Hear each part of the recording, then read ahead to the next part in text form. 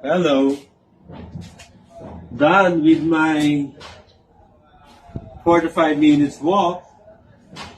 Iniwan ko yung laundry habang nag-walk. Ginalawan naman ng aking friend. Di ba? So, dryer na lang ngayon, di ba? Diba? Kasama yan sa training ko. Exercises, gawain bahay. Para lahat ng muscle gumagalaw, di ba? So, yan. Dryer muna.